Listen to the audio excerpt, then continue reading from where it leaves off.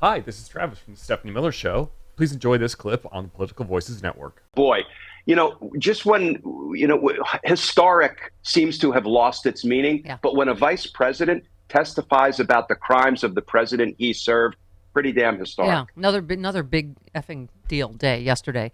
This, speaking of corrupt intent, also seems like a big deal. Washington Post, I know you know this, revealed that behind the scenes, Trump hired a law firm for $750,000 to find voter fraud in 2020. They found nothing.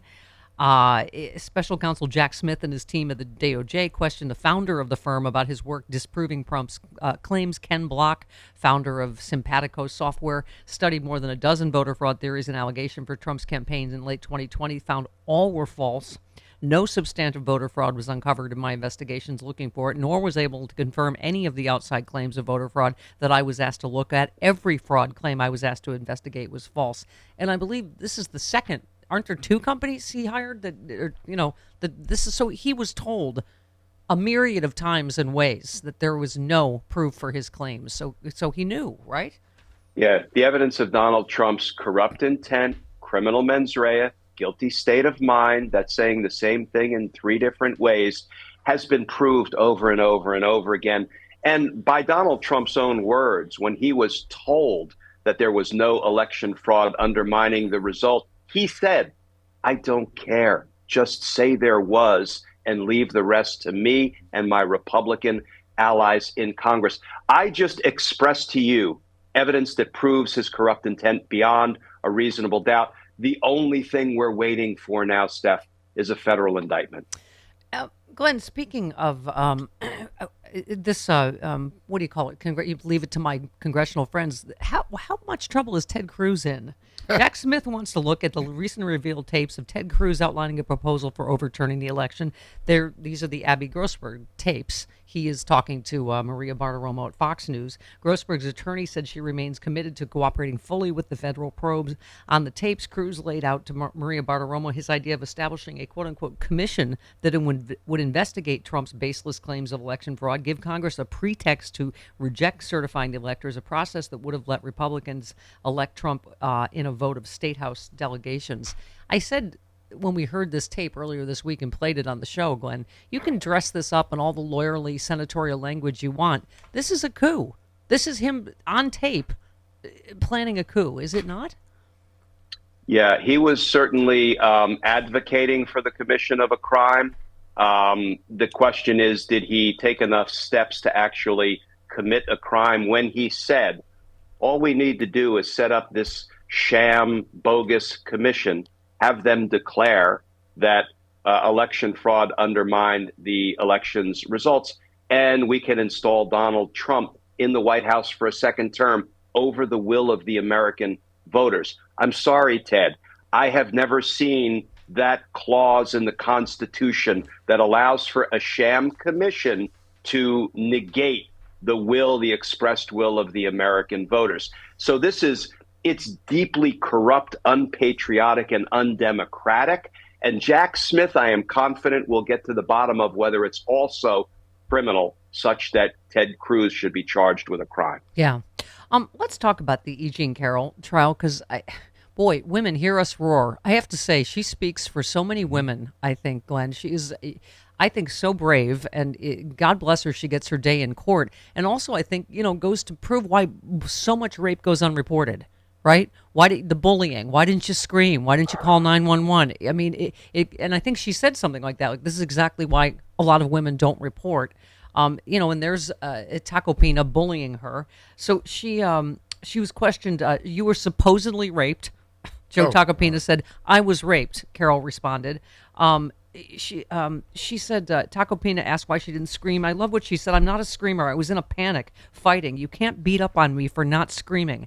People always ask, why didn't you scream? Some women scream, some do not. He raped me, whether I screamed or not." And started sobbing. And she said, if I was trying to make a lie, I would say I was screaming my head off, but I did not scream. I did not scream. I mean, I don't feel like, from what I'm hearing, Tacopina did Trump any favors. Steph, Joe Tacopina is Exhibit A as to why so many women are unwilling or afraid to report the sexual assault they've been subjected to, because then they get dragged into court. And a guy like Joe Tacopina calls them liars and beats them up in front of 100 people sitting in a public courtroom. Steph, I handled rape and sexual assault cases early on, back in the 80s as a prosecutor. I realized that was just not the kind of cases that I wanted to handle as a career prosecutor. They are extraordinarily difficult. We have career sex offense prosecutors who are doing God's work, helping victims of sexual assault through the extraordinarily painful process. But think about this. The overwhelming majority of people who report sexual assault are telling the truth. And Steph, every one of them get dragged into court and called a liar by the Joe Tacopinas of the world. You know what? I embrace everybody's right to confront and cross-examine their accuser. It's our Sixth Amendment right. But we need to do better by the victims, because sexual assault survivors should not be put through what Joe Tacopina is doing to Eugene Carroll, in my opinion. You know, I have to say, I don't know whether it was, I'm sure it was Trump and Tacopina and someone else on his team. I thought my head was going to explode when they say one of the reasons she did this, you know, it's for money, it's for attention. What woman in the universe wants this kind of attention, right? She said, well, first of all, she said she was inspired by the, you know, stories at the New York Times story on Harvey Weinstein. She said, it caused me to realize staying silent does not work. This morning, but she talked about this morning, for instance, I thought I would just take a peek at my Twitter. I found an onslaught of vile messages, including one calling me a slut, ugly, old. And she said I couldn't be more proud to be here. So, you know, honestly, I can't say enough about her bravery, because there is no woman in the world that wants who wants this kind of attention. This is what happens to every woman. And you know, Harvey Weinstein's accusers were called liars, and the jury said, yeah, no, Harvey, you're the abuser. R. Kelly's victims were called liars, and the jury said, no, R. Kelly, you're the abuser. I hope that justice is done and this jury verdict goes the same way. But, you know, it gets me so frustrated that anyone who reports a sexual offense gets like dragged through the mud and called a liar when in fact they are not lying. That is not a fair system of justice, in my opinion. I have a female friend. I told the story this week, Glenn, that I was shocked. That said, well, why did she go in the dressing room with him?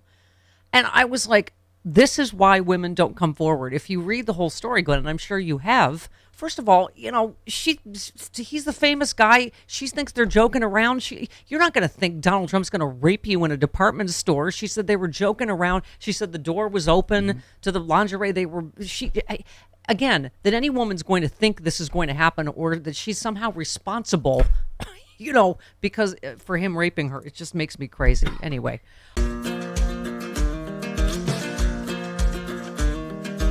Republicans say they won't cut Social Security, Medicare, or Medicaid. But can honest, hard-working middle-class Americans really believe what these politicians say? Republicans said they wouldn't overturn Roe v. Wade. Here's what Supreme Court Justices Gorsuch, Kavanaugh, and Coney Barrett said during their Senate confirmation hearings. Roe v. Wade is a precedent of the United States Supreme Court. A good judge will consider it as precedent of the United States Supreme Court. Roe v. Wade. It's settled as a precedent of the Supreme Court. Roe is not a super precedent, but that doesn't mean that Roe should be overruled. Well, we saw how that turned out. They played us for fools. Tell your elected officials to keep their hands off of our Social Security and healthcare benefits.